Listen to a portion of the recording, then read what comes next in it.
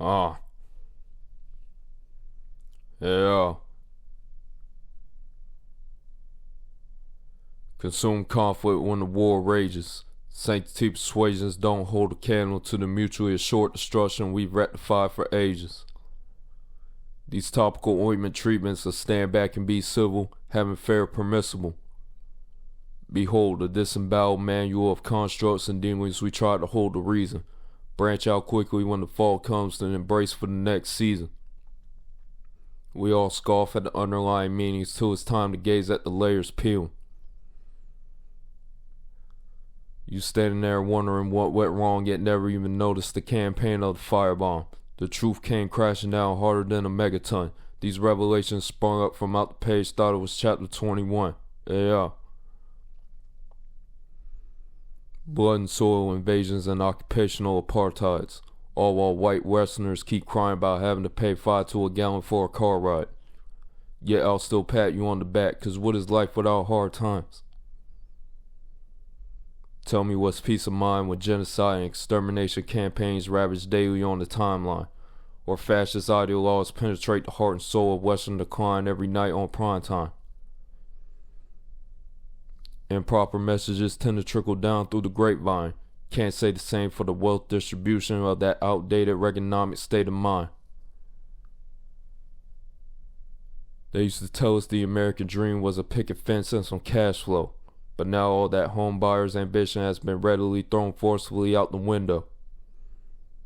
And to think, all our tax dollars go overseas to fund an apocalyptic horror show.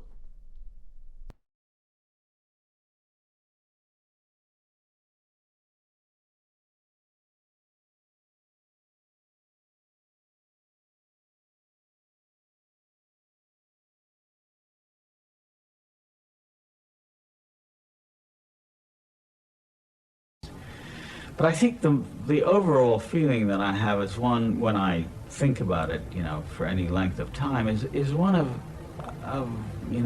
astonishment at the sort of injustice of it. Here I am, a child of a people that's been sort of kicked out of its own land, forbidden to return. I mean, that is to say, most of the authors of these books, for example, are sometimes students who were employed by these agencies to spy on me and to find out what I say and that sort of thing. And if they're Jewish, just by fact of being Jewish, born in New York of a Jewish parent, they're entitled to go to Israel or Palestine, as I call it, become Israeli citizens at any time that they wish. I was born there, my father was born there, my grandfather, great-grand, etc.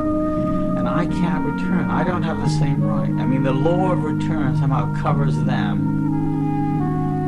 And my people, my family, were kicked out of there. And they're writing books about me, accusing me of terrorism. I mean,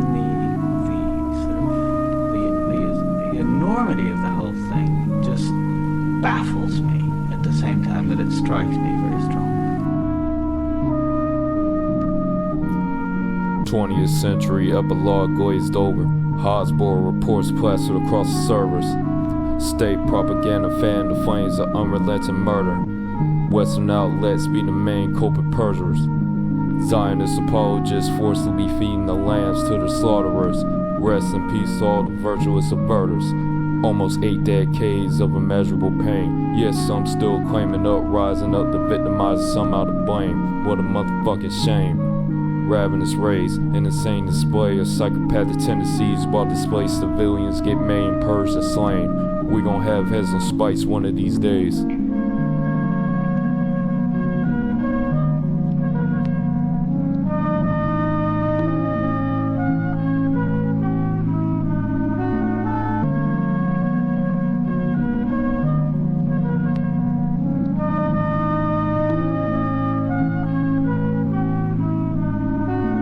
The Constitution of the World Health Organization states that the health of all peoples is fundamental to the attainment of peace and security, and is dependent on the fullest cooperation of individuals and states. I've taken this to heart, and it is the reason I volunteer in conflict zones from Haiti to Ukraine to Gaza. In Gaza, I operated in hospitals without sterility, electricity, or anesthetics. Surgeries took place on crowded and filthy floors.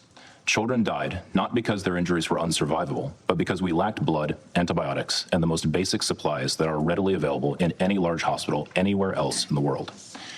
I did not see or treat a single combatant during my 5 weeks in Gaza.